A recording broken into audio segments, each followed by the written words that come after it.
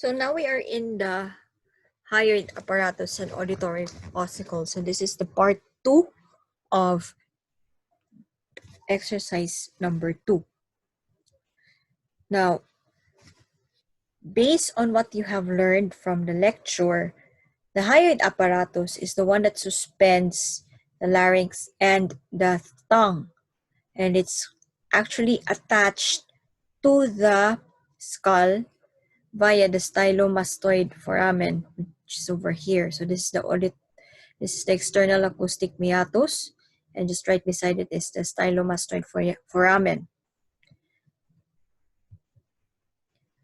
So this is the hyoid apparatus. So this is how it looks like.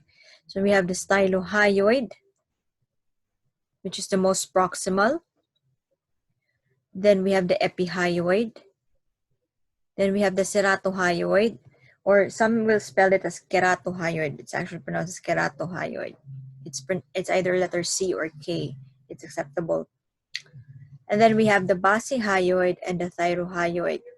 The thyrohyoid is the one that is attached to the trachea, which is already part of the lower respiratory tract. So 1, 2, 3, 4.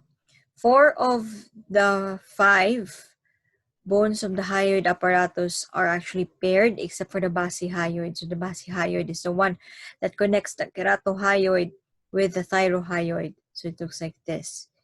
And remember the lingual process, which is the Adam's apple. So for dogs, they don't have the lingual process. For humans, we do. And it's more pronounced in our male.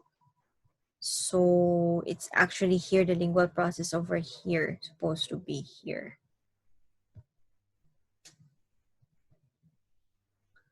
So again, so this is, so the orange one, so this is the stylomastoid foramen. Larynx, yeah. So this is the one that is a stylohyoid. The pink one is the epihyoid. You have the keratohyoid. Then we have the basihyoid. And you have the thyrohyoid.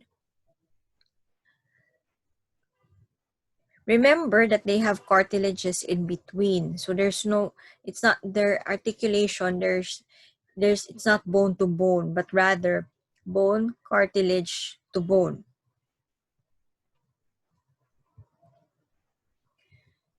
So this is how it looks like in the radiograph. So the stylohyoid, and then the epihyoid, the ceratohyoid, and then we have the basihyoid, and then we have the thyrohyoid. Some will have the tympanohyoid, this one, which is actually the one that is attached to the stylomastoid foramen. But this is way too inner already, very inner.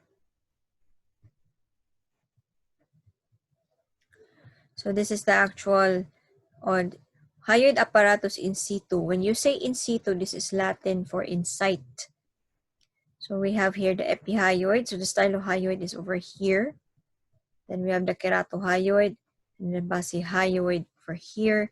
And then we have your thyrohyoid. And then we have the thyroid cartilage as well. And the trachea.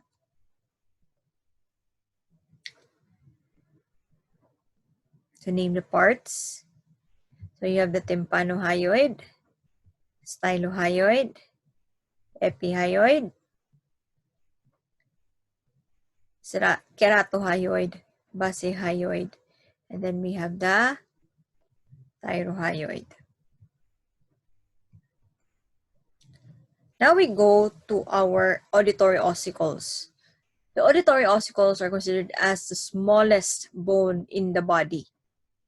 So they usually found inside our ears, particularly the middle ear.